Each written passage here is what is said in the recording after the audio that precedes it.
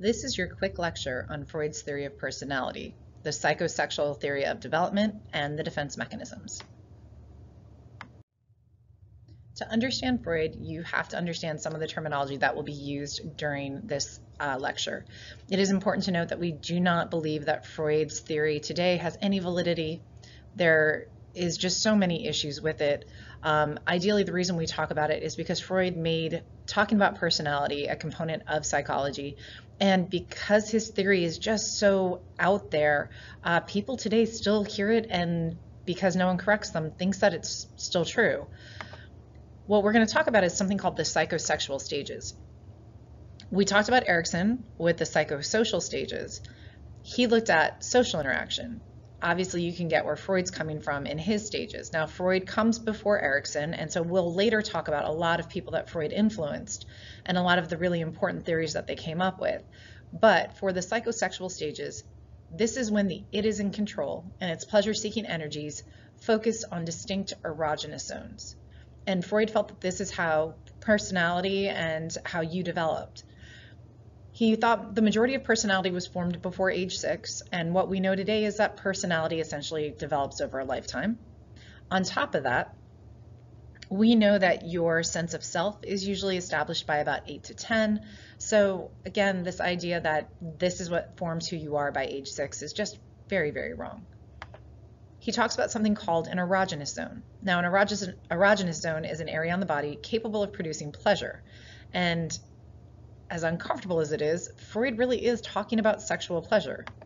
He says that during one of these stages, if you are overindulged or you are lacking attention, that you can get an emotional hang-up that will sit with you. And that later in life, you're going to have to get therapy and you're going to have to work through these unresolved conflicts. These are the stages: oral, anal, phallic, latency, and genital. The only one that I'll caution you on is that from 0 to 2, that age range for oral is usually in their textbook, and in other places shortened to 0 to 1 and maybe 0 to 1.5, so a little bit of flexibility. The first stage is the oral stage, and Freud says that the erogenous zone would be the mouth for an infant. What he's seeing here is that babies are bottle fed, they suck their thumbs, they chew on their fingers, and so he assumes that stimulation comes from the mouth, and that stimulation must be pleasurable. If a child makes it through breastfeeding with no problems, there are no fixations. If, however, the child is breastfed too often or not enough, Freud would say that the child could become orally dependent or orally aggressive. An orally dependent child would be someone who is gullible, passive, and needs lots of attention, and he would say this was someone who was overfed, kind of like they will swallow anything. If it's an orally aggressive adult, it means that they had to scream and cry and fight every time they wanted to be breastfed, and so therefore they become people who like to argue and exploit others. Please understand, this is not correct. It is wrong. The second stage is the anal stage, and Freud says that from about 1 to 3, and in other books 2 to 3, children get pleasure from the ability to eliminate. And what he means by eliminate, he means going to the bathroom. So a child who has had harsh toilet training will be very different than a child who has lenient toilet training. And then there's the rest of us who hopefully just had very normal toilet training. But a child who had really lenient toilet training would be someone we'd call anally expulsive. In other words, they were used to sitting in their own disorder and mess, their own feces, and so they may become disorderly, messy, destructive, or cruel. A child who was forced to get potty trained way too early was probably going to be anal retentive, and people actually do use this Freudian term today, talking about people who are very orderly or compulsively clean. The reality is that you are neither of those things because of your toilet training. The third stage is the phallic stage, and we're going to try to get through this one as quick and clean as possible. So, during the phallic stages, ages 3 to 6, the child now notices and is physically attracted to the opposite sex parent. This is so wrong on so many levels. You're not sexually attracted prior to puberty to anybody, and you are most certainly not sexually attracted to your parents. So, when Freud talks about this, what he's looking at is children who are attached to their parents that want to be held, maybe a child that might be a little clingy, but there is no sexual attraction to the opposite sex until puberty. Now, please understand the reason that we're only talking in heterosexual terms is because that is what they would have talked about in the late 1800s, early 1900s. There's no way to extrapolate on this at that time period into at least other orientations. So Freud comes up with something called the Oedipus complex, and he is looking at Greek tragedies, the tragedy of Oedipus Rex, and he is pulling from what he thought were experiences from other academic areas of expertise. So these are human experiences that were written about, and so he assumes that there must be some truth to them. And in the story of Oedipus Rex, it is a story of a prophecy and a child who is abandoned, and he is rescued, and his rescuers are in conflict with the kingdom that he originally came from. He gets to go to war against his home, not knowing it's his home. He kills the king who was his father, and eventually ends up bedding his mother. And so Freud goes, oh, well, this must be what happens when young boys have these attachment feelings to their mom, but they may feel threatened by their father, causing something called castration anxiety. In other words, during the phallic stage, and the phallus is something only boys have, that young boys, when they become attracted to their mothers, fear their fathers because they could become castrated, and that in order to resolve this, young boys start to adopt behaviors like their dad. So when you see a little boy watching football with his dad, or working on a car, or doing yard work, or whatever it might be, Freud said that they're identifying with their father to deal with these conflicted feelings. The electric conflict is not actually coined by Freud, but by Jung, a researcher we'll talk about later. He was a colleague of Freud, and many of the criticisms of Freud was that Freud was deeply sexist, and he felt that girls needed to be represented in this stage too. So he said that girls will have the exact same attraction to their father, but because girls can't be castrated, they're going to be much slower to identify with their mothers, and so much slower to break the kind of fixation they have on their father. Both of these are widely rejected today by psychologists. I'm sure you can find one or two that are willing to believe this, but they're wrong. They're just very wrong. So the best thing that I can tell you from this stage is that it's wrong. You should understand what it's trying to say, but please don't take it as any form of truth. I just like a good mom joke. They're funny, and you need to break it up when you're talking about Freud. So we talked about identification. We'll talk about this again very quickly in defense mechanisms. So this little boy is dealing with the phallic stage, and to deal with his unconscious desires, he is going to identify with dad and work with tools and be daddy's little buddy. Again, children do identify with their parents, but not because they see their parent as a rival. The next two stages we have are the latency stage and the genital stage. During the latency stage, Freud really couldn't explain what was going on. In fact, in some textbooks, they talk about 4 stages instead of 5, just because they omit latency altogether. After the phallic stage, right around age 6, so when children go to school, Freud noticed that girls and boys tended to kind of separate. They had very little interest in each other. And so he said this must be a time where their sexual behaviors go dormant. They just kind of go to sleep. Unfortunately, or maybe fortunately, they don't go to sleep. They haven't even emerged yet. So the latency stage is when you go to a playground and you see mostly girls playing with girls and mostly boys playing with boys, and that's going to be from roughly about 1st grade up through about 5th grade. The very last stage is the genital stage, and Freud said that this goes from puberty throughout the rest of your life. And he says this is the realization of full adult sexuality. He says sexual urges reawaken. And if we were talking about this in a modern context, we would say, oh yeah, puberty, when sexual urges awaken. There's no because they never were previously awake. Here's a quick rundown of everything you should need to know for this. Again, notice that it's birth to 1 for oral, birth to 2 sometimes in other textbooks, but this gives you a nice kind of quick bullet point of everything that you need to know for those 5 stages. Freud also said that during these stages and throughout your life, you're going to experience conflicts. And sometimes your ego is going to worry about your id getting out of control, doing things impulsive that are self-serving, and that could lead to severe negative consequences, or your superego getting out of control and making you feel guilty about things you've never done. And so to deal with this, Freud said, we use something called defense mechanisms. A defense mechanism is a largely unconscious reaction that protects a person from unpleasant emotions like anxiety. He said that this is your ego's protective method that should reduce anxiety by essentially distorting reality. Today, we would say people do in fact use defense mechanisms, but not really at an unconscious state. We're usually pretty aware of what we're doing.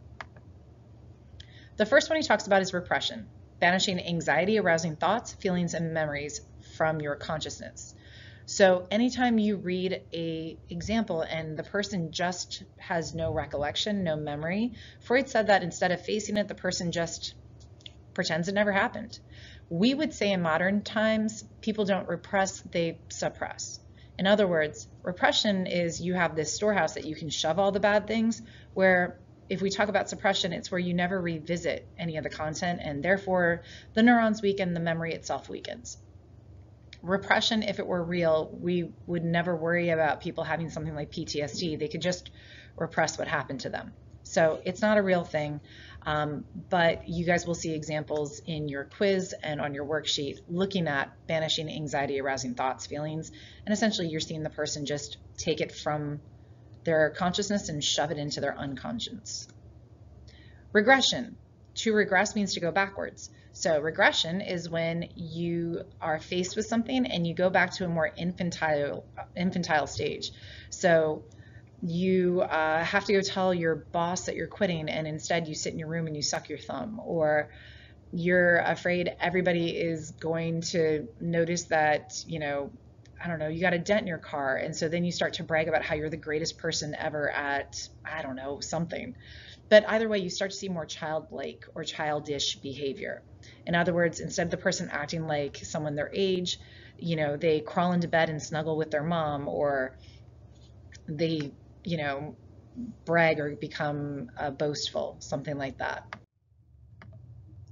Reaction formation is when you react and you form the opposite. So you react to your anxiety and you form the exact opposite of what that would be. The ego unconsciously switches unacceptable impulses into their opposites. People may express feelings of purity when they are suffering from anxiety, from unconscious feelings about sex. In other words, you have somebody who is maybe very obsessed with sex, and so they're the first person to tell you about being pure and how sex is bad. You have someone who is terrified, so they act overly confident. You have someone who didn't want to become a parent, but once the baby's there, they're the most overprotective parent you've ever seen, trusting no one around their child. Literally, whatever their underlying anxiety was, they actually show the opposite. Projection works like a projector. You are the projector, and you are reading your emotions on others as if it were theirs. So much like in the classroom, the projector puts the words on the board, and you're reading what the projector is putting onto the board, as if the board had it. This would work if I walked into class and I'm in a bad mood, and I look at all of you and go, why are you guys in such a bad mood? You're just being awful today.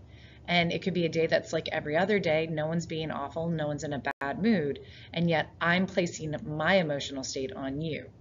Same thing here in the example. I cheated, so I look around and I go, everybody's a cheater.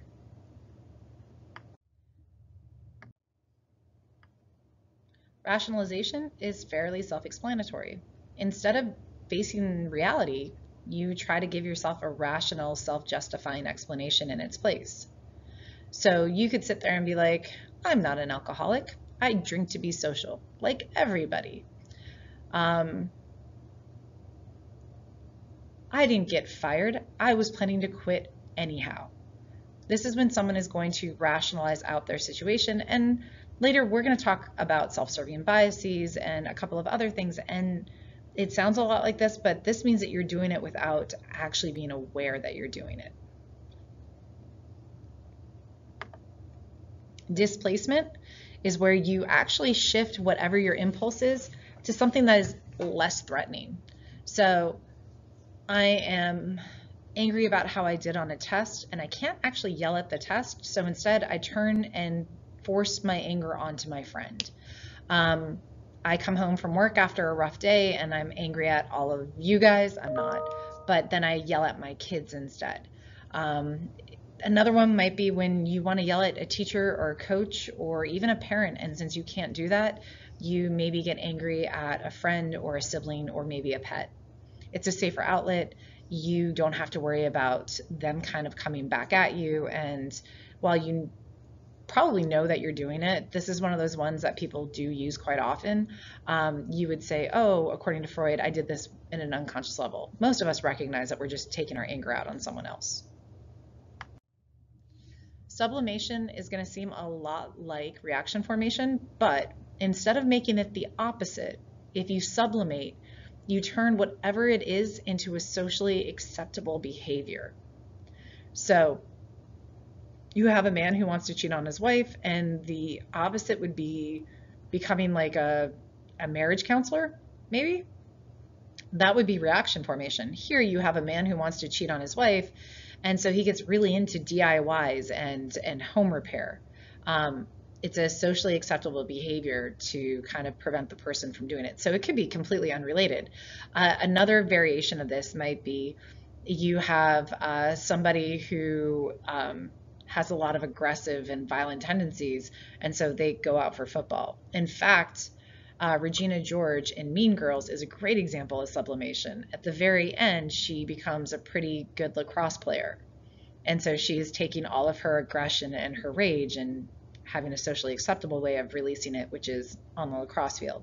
And if you don't know that movie reference, you should go watch Mean Girls. We have two more to go. Denial of reality, protecting oneself from unpleasant reality by refusing to perceive it or face it. Again, this is something that is heavily used in movies and television. It's where the person just denies what's in their face.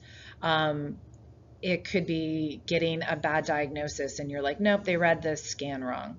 It could be finding out that your spouse is cheating on you and you're like, no, they would never do that. They were probably just helping that person move furniture. Like, it could be anything, but they protect themselves by refusing to perceive what it is that is happening in the reality. And here we're at our last one, identification, which is what we kind of were talking about back when we were talking about the psychosexual stages. Identification, you bolster your self-esteem by forming an imaginary or real alliance with some group or person. So yeah, you're doing that as a small child, according to Freud, to not be castrated. But here, identification happens where maybe a young man who's really insecure tries to join a fraternity so he feels more secure. So almost fake it till you make it type mentality. Defense mechanisms, according to Freud, function indirectly and unconsciously to reduce anxiety. So in other words, you don't, according to Freud, know that you're using them. He says they would not work if we recognize them for what they are. I will sum all of this up with the 5 sexual stages are not real, but you still need to know them. And defense mechanisms are real, but they're not as unconscious as Freud once said.